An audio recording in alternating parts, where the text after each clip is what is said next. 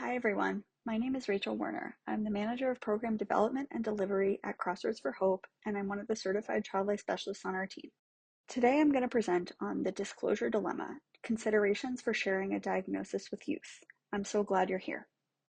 I'm going to jump right in and set the scene for this presentation. There is a lot of research suggesting that for both children who have a cancer diagnosis and for children who have a parent with a diagnosis, there is less anxiety, better family communication, and more favorable outcomes when a diagnosis is disclosed. I think in this room we can all agree that children deserve to know the truth and have the best opportunities for coping when they know. However, for many families that are faced with the decision about disclosing a cancer diagnosis, that of the child or the parent, it really feels like a true dilemma. Throughout this conversation, we're going to talk about not the how to disclose, but what is the dilemma? Where is it coming from? What are the factors that are contributing to this feeling like such a dilemma for families? And how can we address it in a respectful, culturally humble, and collaborative way with families? So, we're going to start with what is a dilemma? A dilemma is defined as a situation in which a difficult choice has to be made between two or more alternatives, especially equally undesirable ones. Synonyms are predicaments, difficulties, problem, conundrum, and catch-22. In essence, it often feels like there's no right answer. So I want to share what my family's dilemma was. The decision about disclosure was not a dilemma for my family. My parents had the unfortunate experience of disclosing cancer twice. The first time just a few years after this photo was taken, and the second just before I turned 18. My mom was given an incurable ovarian cancer diagnosis and then lived with cancer for almost 6 years. Since we're talking about AYAs and disclosure, as you can imagine, I experienced a lot of big life situations in that time. My family dilemma or decision was not around whether to tell or not, it was about timing. The first time, making sure they had all of the information they needed to share, and the second time, because my mom was told her cancer was back the same week as my senior prom, my high school graduation, and on top of that, my boyfriend at the time broke up with me, which as a teen, of course, felt like the end of the whole world. Now, I know we all come to this type of work with our own stories, and it becomes a part of the way we show up for our members, patients, or communities. Little did I know then that I would become a certified child life specialist at a cancer support organization, and one of the most fulfilling and impactful parts of my job would be to support parents in having some of the same conversations that my parents had with me and my sister when we were kids. So, because we have professionals here from so many different work settings, I have tried to capture the many situations you may be working in, but please take what is relevant for you and your work from this presentation. Something that is important to note is that we will be discussing both parents who have a diagnosis themselves and children who have a diagnosis. While it's a really different situation for families, the conversation on how to approach disclosure support can actually look really similar. So I'll point out some key differences throughout the presentation, and I'll also ask you just please hold your questions to the end because there's a 4-step tool I want to make sure we get through at the end. Briefly, some objectives are speaking about ethical considerations and the history of medical disclosure. We're going to talk about some common family hesitations associated with disclosure and ways to address them with respect. And we're going to talk about a 4-step tool to assess family and cultural hesitations and disclosure priorities. So in order to talk about disclosure at all, I think it's helpful to set the scene for what the history of medical disclosure has looked like in America. And I will note that this is not the same for every culture, it is not the same for every community, but in general, in American medical history, I wanted to share some key highlights. So first, starting in the 19th century, medicine was greatly paternalistic. So doctors were commonly making medical decisions for patients without them even knowing that those decisions were being made. And that led to really no information for patients. In an article in 1898, there was a statement that said, in regard to cancer, the consensus of opinion is that patients be kept in ignorance of the nature and probable outcomes of the disease as long as possible, in this way obviating the severe mental depression which invariably accompanies such knowledge. Then we have the early 20th century, which did shift more towards open communication, but it wasn't universal. It wasn't adopted by most physicians. In fact, there was a study early in the 20th century that said 90% of doctors who completed the study said that they were not disclosing cancer to their patients. Then we move into the mid-20th century, and paternalistic approach was still dominant. Doctors were deciding, it was really up to them. But we did have, in that time period, civil rights movements, amendment to drug protections, articles published regarding unethical medical practices, Consumer Bill of Rights, and major medical civil rights violations, such as the Tuskegee study and the Willowbrook experiments. Then we have later in the 20th century, in 1969, Kubler-Ross declared, this question, whether should not be should we tell, but rather how do I share this with my patient? And this was a clear sign that the medical profession was transitioning from paternalism to really like partnership-based, which is more what it looks like now. By 1973, the American Hospital Association created a patient bill of rights, stating the patient has the right to and is encouraged to obtain from physicians and their direct caregivers relevant, current, and understandable information concerning diagnosis, treatment, and prognosis. However, this is one of the first indications that timeline is not the same for adults and pediatrics, because in the 1970s, there was a study on a leukemia ward, a pediatric leukemia ward, where none of the children had been disclosed that they had a cancer diagnosis. However, every single one of them knew. And this created a lot of discrepancy between what conversations were happening, because parents knew, children knew, but they weren't talking about it to each other. And by 1979, we had the 4 principles of biomedical ethics, and a study that 90% of the same physicians who were questioned, the same group population of physicians that were questioned earlier, were asked about disclosing cancer, and 90% of them now preferred to disclose cancer to their patients. So huge shift from 20th century to the late 20th century. Now, jump to today, and there's an ethical and legal obligation to disclose diagnosis and treatment options. Oftentimes now, patients have medical information before their providers even communicate with them, which causes other issues we may know from a psychosocial perspective. But they have the information. And similarly, along the same timeline, we've gained a lot of knowledge in child development.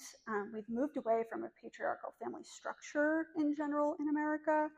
And as children have become more autonomous, this has shifted for the children's role in their family, and moving to informing children on other things, not just medicine as well. Well, we have come really far in advocacy and policy. We were still among the first American generation here, where we have moved beyond the general theme that children should be seen and not heard. And they now have a voice, and are encouraged to share their voice in ways that other previous generations have not. Which leads us to a huge development in the world of pediatrics. In the end of 2024, we had a few studies come out, so just a few months ago, that shared that children now have the ability to report their own symptoms, both physical symptoms and psychosocial distress, directly to their healthcare team, which can lead to better symptom management, more timely navigation of resources, and improved outcomes. This is huge news for the pediatric world, because it's telling us that first, if children are not informed, they can't share the information we need to help them get better. And 2, they have the ability to do it. They are capable of sharing with their doctors directly. So, we will see how this plays out and how the communication chain might open for physicians. So moving on to some key ethical considerations, and it kind of balances right along with medical history. When we're talking about ethical considerations, I focused on pediatrics here because it really is, the child is the patient. And when we're talking about disclosing with children who have a cancer diagnosis themselves, we have to balance parent right and with child's right. Parents have the right to make decisions for their children, but the right is not absolute. It has to be balanced with the children's information, their right to information, And even though children don't have full legal autonomy, they have the right to participate in decisions that affect their lives, which involves respecting their ability to understand information and make choices about that information that's shared with them. Moving down to informed consent, it plays a huge role in patient-centered and patient-active decision-making for adults, involving both patient autonomy and the process of sharing information. In pediatric, informed consent doesn't take place with the patient directly because children under 18 are not legally competent to make their own decisions. Instead, in the American Academy of Pediatrics advises physicians to obtain both parental permission and assent, which is the willingness to undergo the proposed treatment. Unfortunately, assent cannot really be offered if a child doesn't know what they're assenting to. If they're not given the information about what their diagnosis is, what the proposed treatment is to support that diagnosis, they can't really agree to undergoing any treatment. So that leads us to honesty and transparency in a developmentally appropriate way. Truthfulness is really fundamental in ethical principles in healthcare. And withholding information we know can undermine trust, not only with the healthcare team, but also with parents and family. So, going down to beneficence and non-maleficence, disclosure can really promote the child's well-being by allowing them to understand the situation, cope effectively, and participate in their healthcare, fostering trust and strengthening relationships. So with a lot of parents, there is a concern, especially with non-maleficence not doing harm. There is a concern that disclosure could cause emotional distress or psychological harm for children, and we'll talk a little bit about that in a minute when we talk about some of the common reasoning that parents give for not wanting to disclose. However, withholding information can also cause harm. So, it's kind of, as we said, a dilemma. And then, of course, bringing in your own ethics as a professional. So what are you comfortable with? For me, I will not lie to a child. And when I'm working with families, I make sure that they know that, especially if they're asking me to work with a child directly who does not know that they have a cancer diagnosis. And we'll talk a little bit about how I approach that with families when we talk about the 4-step model. So I'm hoping we can follow Kyle and Austin's lead with a little story intro. So imagine you are a professional. We'll pick the school setting. So professional working in a school setting. A parent approaches you and says, I need to talk to you. I was diagnosed with stage 3C breast cancer last week. I will start radiation and then have surgery and then have chemo. It's all happening really, really, really fast, and I'm really overwhelmed, but I wanted to make sure to tell you because you're an important person in my child's life. I do need you to know, however, that I don't plan on telling them. So we're going to just pause. This is where the 4 C's of working through the disclosure dilemma with families comes in. And this is just kind of a breakdown and an assessment that I might do with families and ways I might approach supporting them. This is all founded in the work that we do in Crossroads for Hope, but it extends to many different areas as well. So my first step is pausing. I like to pause when I'm told this because me as a professional working in a school setting, I might have a reaction. I might first have a reaction because I have a personal connection to cancer. It might be upsetting to me to hear that alone. I might also have a reaction that this parent is not being truthful with their child, right? It might be an immediate thought that feels like, ooh, that doesn't feel right, or that we know different. We know it could look different. Most non-disclosure really comes from a place of love, protection, fear, and all of those warrant empathy. So we're going to just start there. And the first thing I do, I talk to family when I talk to families is say something like this. Thank you so much for telling me. This is so tough. I am so glad to be on Henry's team of cheerleaders right now. I want to go at this without asking directly or needing to know directly right away, what is it that you are not disclosing? Because that could mean deciding not to share, could mean so many things. So we're just gonna pause to start. Then we're gonna move to curiosity. So what do they know? If you're not telling them that you have a cancer diagnosis, what are you telling them? What have you decided to tell them? This is going to be before we jump to address anything or fix anything or ask any further questions.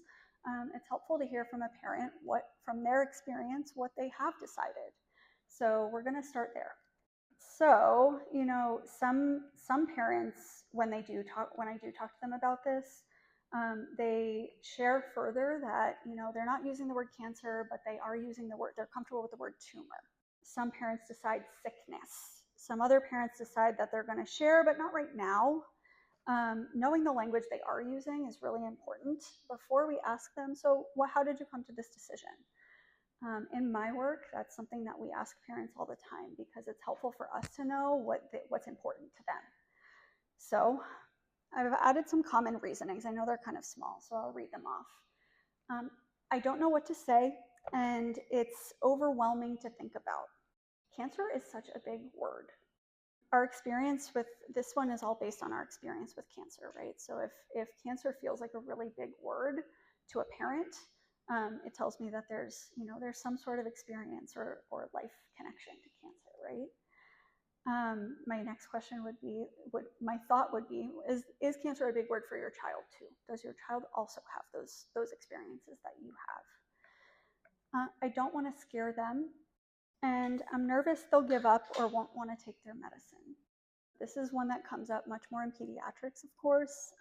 You know, medical compliance is definitely a concern for parents when they are deciding about disclosing.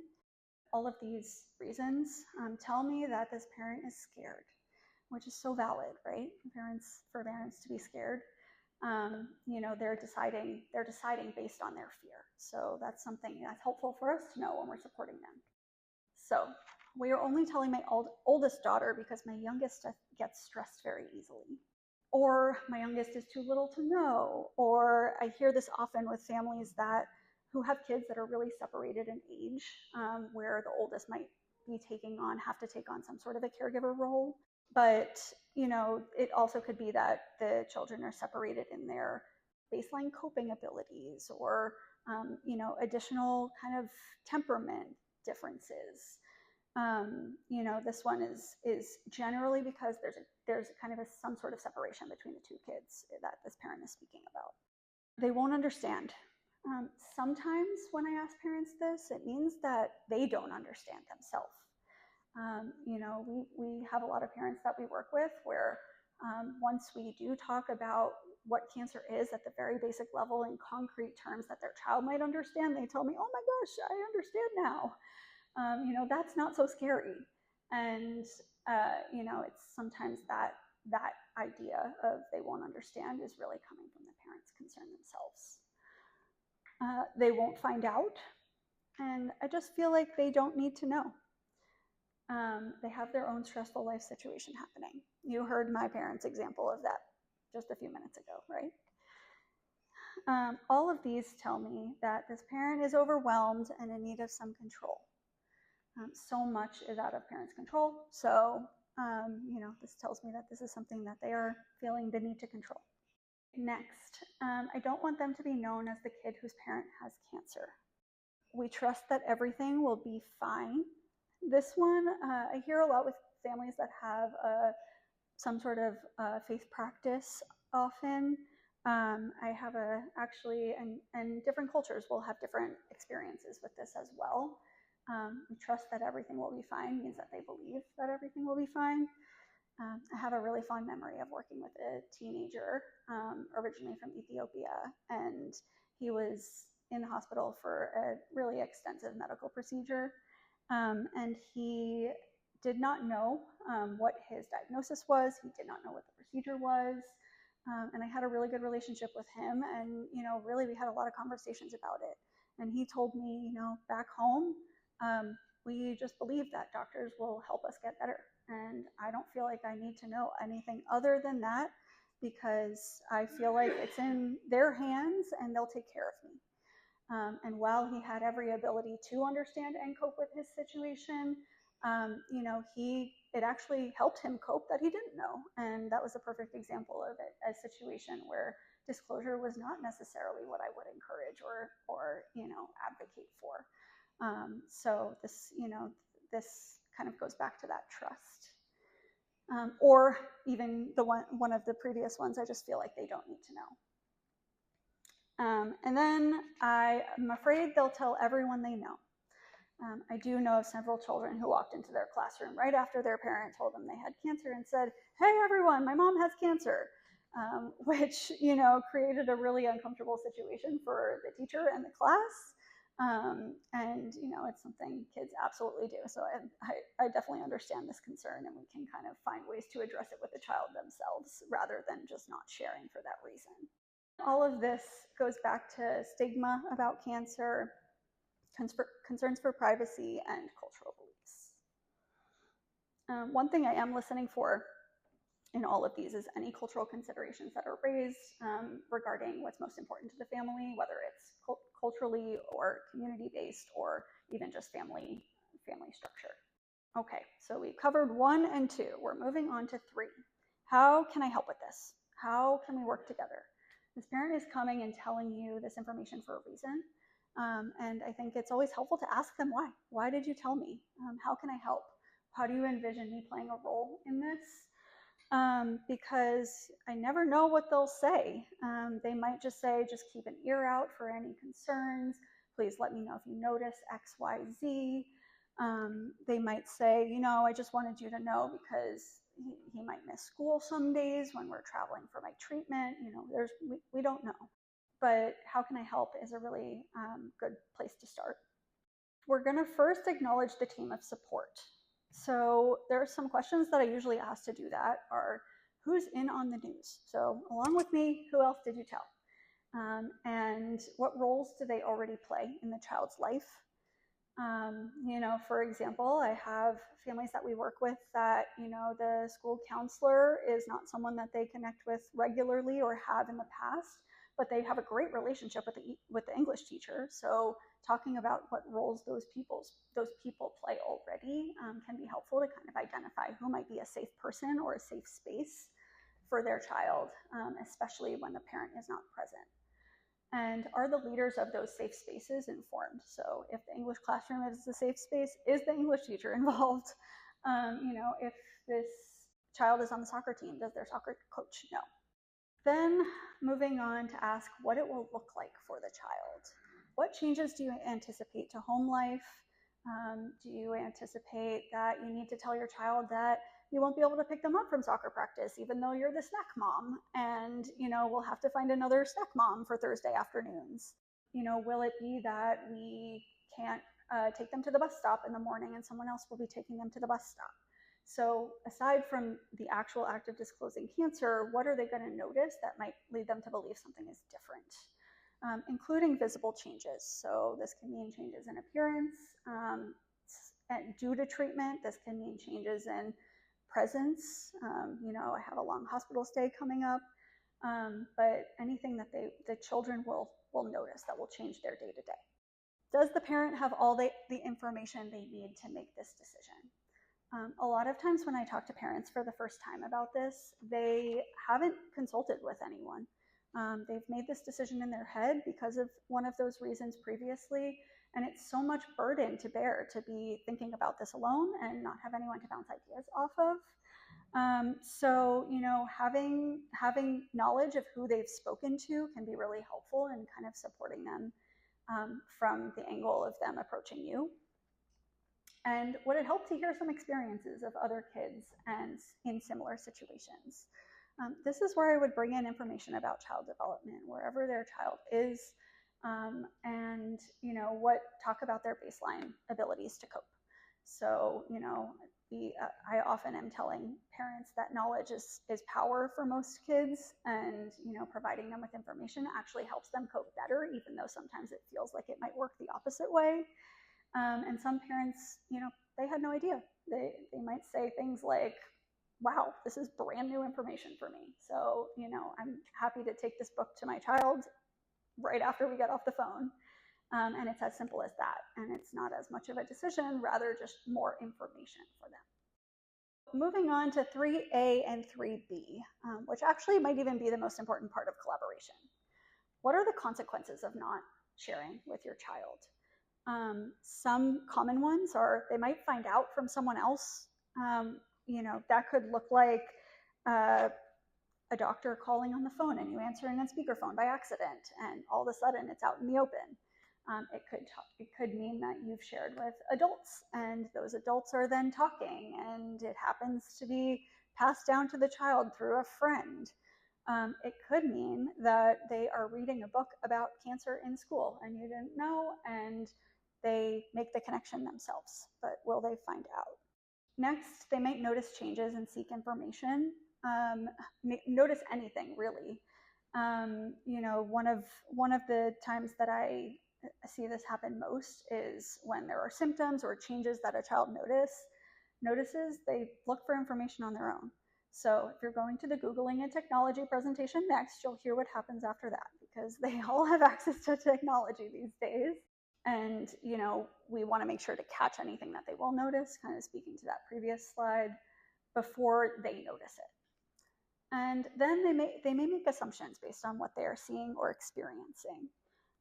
One of the biggest times I hear this, and it's something so kind of obscure that parents often don't think about it, is especially if the child is the one in treatment and the parent is deciding not to disclose the word cancer itself or their specific diagnosis, they don't think that they're bringing their child into the cancer center every week. I've heard it several times that parents just overlook this really minute detail for them, but their child can read, and it means that their child knows that they have cancer. I've heard the story of the parents who swore that their child did not know, and as soon as I ask the child, they know. They know. And unfortunately, then that leads to that kind of mistrust as well, because the child knows the parent doesn't know that the child knows, and nobody's talking about it.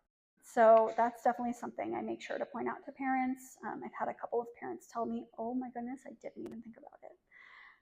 Which is, some of those things that I think as helping professionals in this room can kind of point out for parents in a really gentle way, to kind of catch the fire before it happens, so to speak.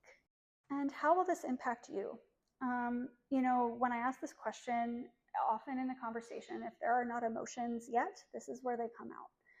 Because for parents, it can feel like such an overwhelming and emotional experience for them to keep secrets from their child when it's done out of love and protection, all while burdening themselves with that decision. Because they are going to have to keep secrets. They are going to have hushed conversations.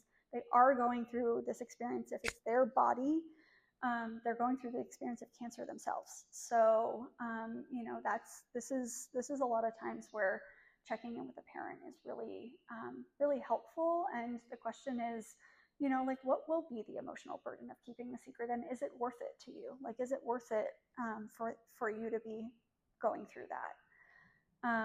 Any changes to family communication. So, for example, I have talked to a lot of families who, when they sit around the dinner table, they share the highs and lows, and they certainly can't share their lows if they're going through cancer and they're not telling their children.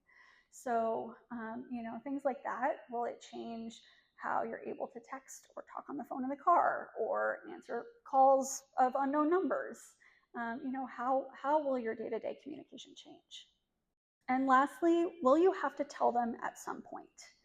Have you considered when the time may be better to have this conversation with your kids? If it's not now, when is better?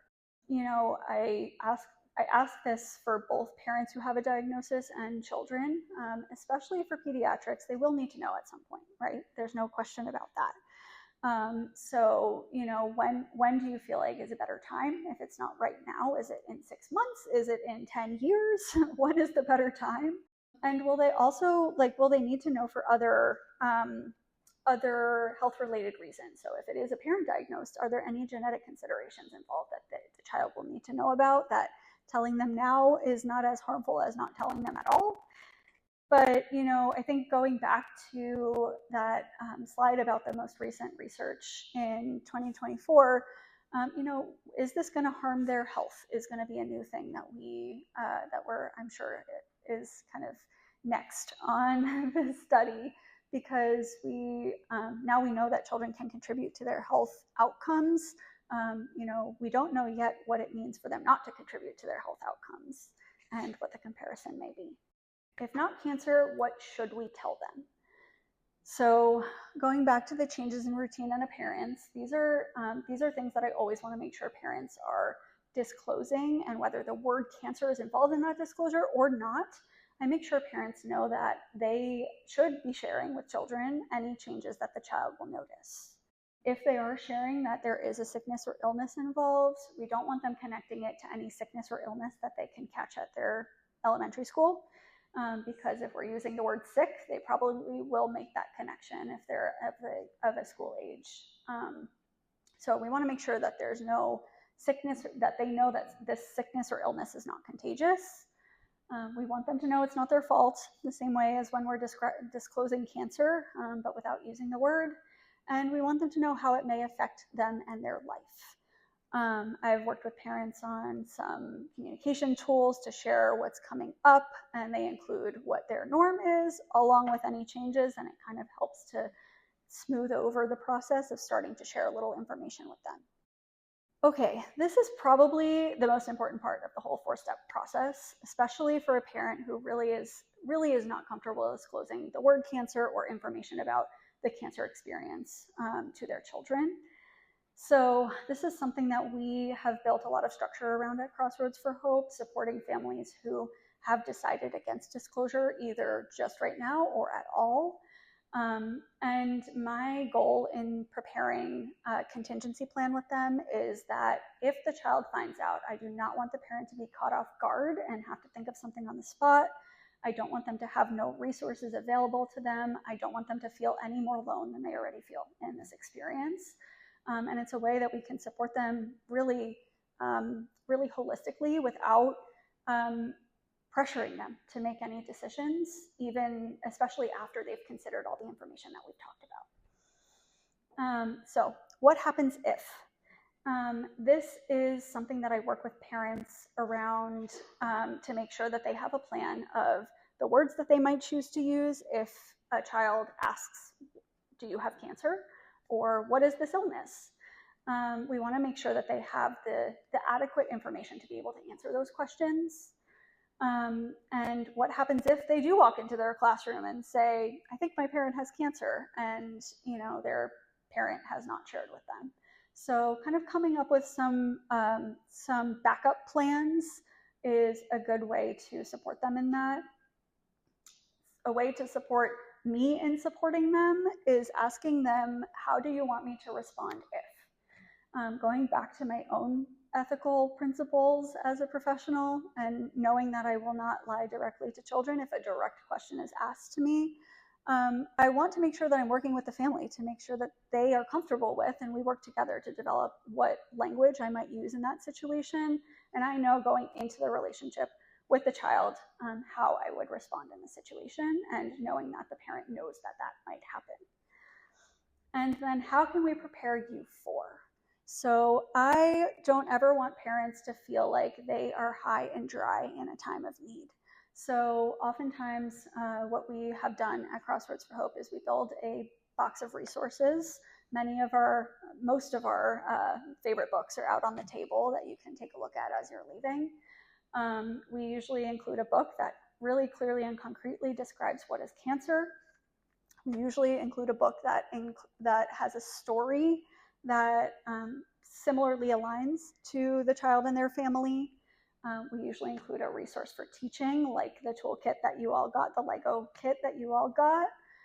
It's one of the most basic tools that we have to educate about cancer. And we usually include some sort of coping tools.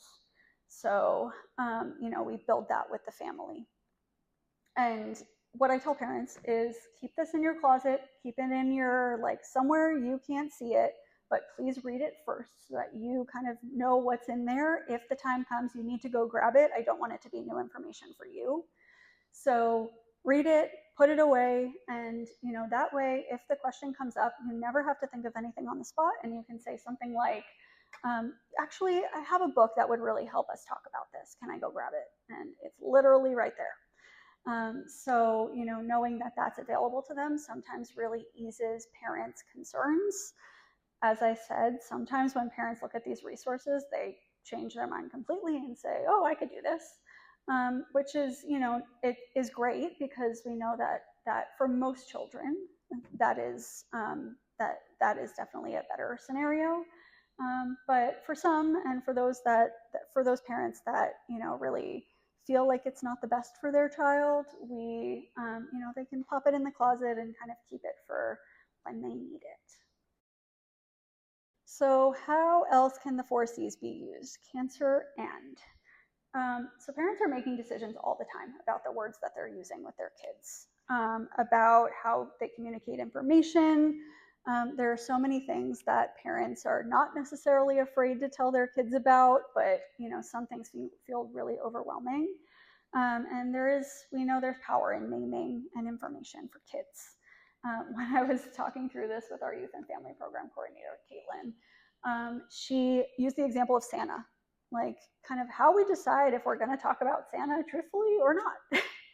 She said, there are decisions that parents are making about factual information with kids, and some of it feels really heavy and some of it doesn't at all. So talking through, especially when it comes to parents and professionals collaborating, having kind of a plan for what that looks like, and it's really just acknowledgement, evaluation, and assessment, and then a plan together, right?